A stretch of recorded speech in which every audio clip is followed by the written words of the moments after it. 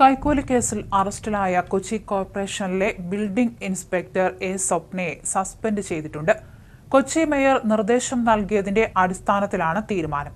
ഇന്നലെ Thrissur vigilance special judge G അനിലിന് മുന്നിൽ ഹാജരാക്കിയ സ്വപ്നയെ 14 ദിവസത്തേക്ക് റിമാൻഡ് ചെയ്തിരുന്നു.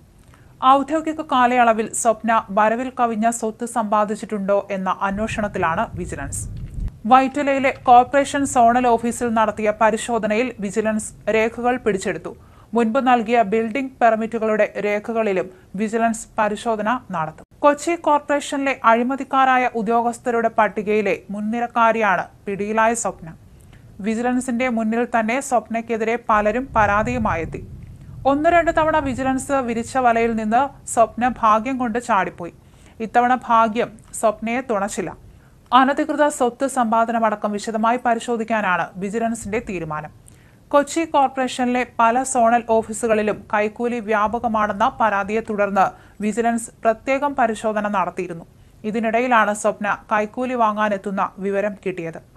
സ്വന്തം വാഹനത്തിലായിരുന്നു സ്വപ്ന കൈക്കൂലി വാങ്ങാൻ എത്തിയത്. കൊച്ചി കോർപ്പറേഷന്റെ വൈറ്റില സോണൽ ഓഫീസിലെ ബിൽഡിംഗ് ഇൻസ്പെക്ടറാണ്. പരാതിക്കാരനിൽ നിന്നും ആദ്യം 25,000 രൂപയാണ് ഇവർ ആവശ്യപ്പെട്ടത്. 5 അപ്പാർട്ട്മെന്റുകൾക്ക് നമ്പർ നൽകാൻ ഒരെണ്ണത്തിന് 5,000 രൂപ എന്ന നിലയിൽ പണം വേണമെന്നാണ് സ്വപ്ന ആവശ്യപ്പെട്ടത്. താൻ സാധാരണ വാങ്ങുന്ന തുകയാണ് ഇതെന്നും അവർ പറഞ്ഞു. എന്നാൽ തുടർന്ന് നടന്ന വിലപേശലിൽ 15,000 രൂപ മതിയെന്ന് പറയുകയായിരുന്നു. ഇതോടെ കഴിഞ്ഞ ദിവസം രാവിലെയാണ് പരാതിക്കാരൻ വിജിലൻസിനെ സമീപിച്ചത്.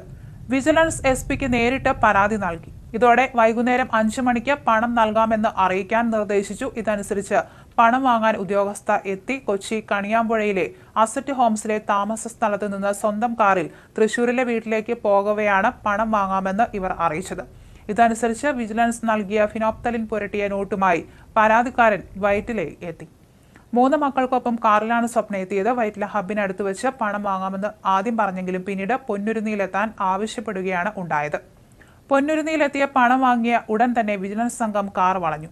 വിജിലൻസ് ഉദ്യോഗസ്ഥരുടെ സാന്നിധ്യം മനസ്സിലാക്കിയ സ്വപ്ന രക്ഷപ്പെടാൻ ശ്രമിച്ചെങ്കിലും സാധിച്ചില്ല. കുട്ടികൾ ഒപ്പമുള്ളതും ഇറങ്ങിയോടാൻ തടസ്സമായി മാറി. വാഹനം ഓടിച്ച് രക്ഷപ്പെടാൻ ശ്രമിച്ചെങ്കിലും വിജിലൻസ് സംഘം പിടികൂടി കൈമാറിയ പണവും കണ്ടെത്തി.